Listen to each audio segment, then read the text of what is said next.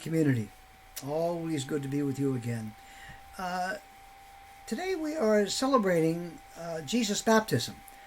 And I want to really begin by, and especially rooted in Jesus' experience, and so how he perceives and talks about baptism, which is often very different than how we experience it or how we see it, and then how we would talk about it.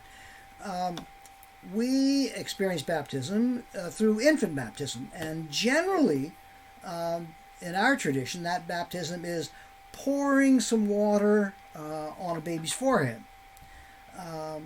That really isn't the experience that Jesus understood, and it really isn't the experience of full baptism. And so we miss what the real symbolism and the experience of baptism is when we reduce it to just pouring and dripping some water on a baby's forehead. In Jesus' experience, he goes to John the Baptist. And John the Baptist, he's the baptizer. That's what he does. And they go into the Jordan River, and Jesus goes completely under the water. He is immersed. He's buried in the water. And then he rises up out of the water. The full image is really of being buried, dying, and rising. So it's a death resurrection. It's rising to a new life. And a new life in the Spirit, the Holy Spirit, or the Spirit of Jesus. And it's a new birth. That's really what it is. It's a birth into a particular way of living and a particular way of seeing. Now, does that make sense in terms of an infant? Only in the sense that that infant is going to live and grow out of a family. And that family will, to a large extent, determine the meaning and the durability and the depth of the experience of baptism, at least initially. So if it is really burial, dying, and rising, my question is, how do you and I, how do we experience baptism on a day-to-day, week-to-week, year-by-year basis? And I'll be honest, I think for most folks, if you asked about baptism, they don't remember. And for lots of folks, it really is... It's not a day-to-day kind of thing. It's not something they tend to think about. Some of you, I'm sure, do in an extended fashion, simply because you and I are churchgoers. We are church people. We are committed to church life. There are two pieces that go hand in glove with baptism, and you can see it in the Jesus experience, and that is water and the Spirit. Water, of course, when we're born, the amniotic fluid the breaks, the water flows, we're born, and in Hebrew, ruach is the word that is for spirit, and it's also the word for breath. One of the first things that happens is to know that we have successfully been born, we have to start breathing. So ruach is having that spirit, that breath of life within us. And so my question is, certainly first of all for myself, because I have to answer that before I even try to pose it to you. How has that experience of baptism continued to be the breath of life? How has baptism continued to shape your life? Now, the fact that I'm talking to you, you're listening to me, that is part of our church life. That's part of our spiritual journey.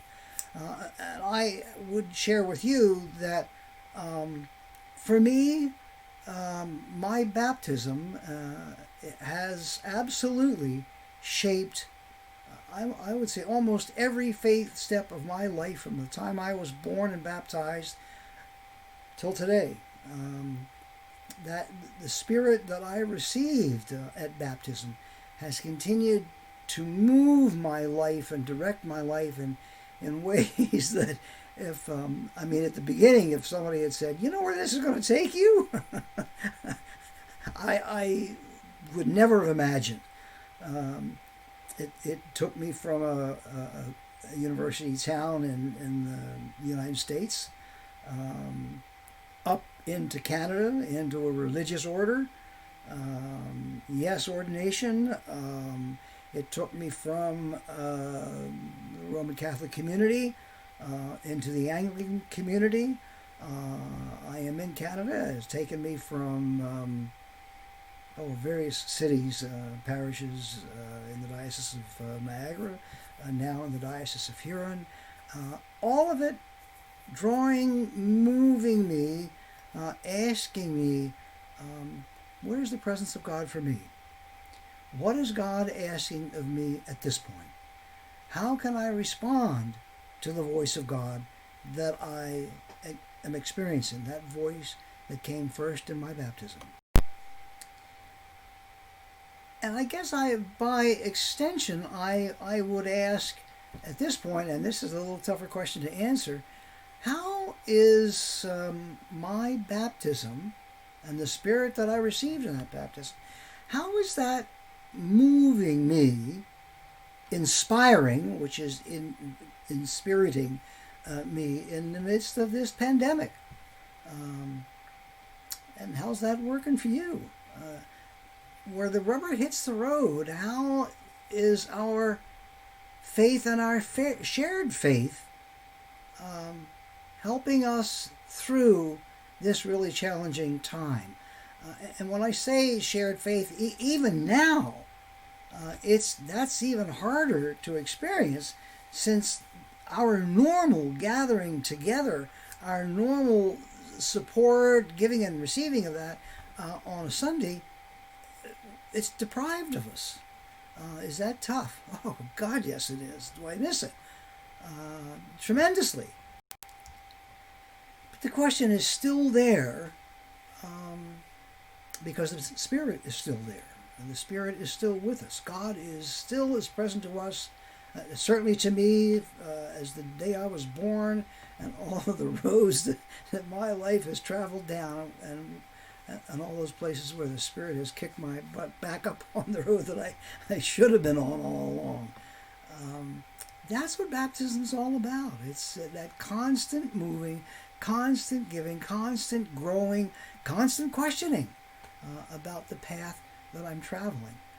And is that Spirit of Jesus Christ continuing to move me in my life to be the kind of person that God has created me to be? Have I always been that? Nope. Do I always come back? Yes. Do I always try to learn from the pitfalls and mistakes? I mean, God has had to pick me out of the mud and dust me off and wash me off more times than I could count. But I'm still on that journey, and I'm still working at it. Me and God and God's community, we'll get there. We'll get there, even in the midst of this pandemic. So celebrate your baptism. Celebrate where it's brought you. And celebrate the possibilities of where the Spirit of that baptism may take you today, tomorrow, and the next day.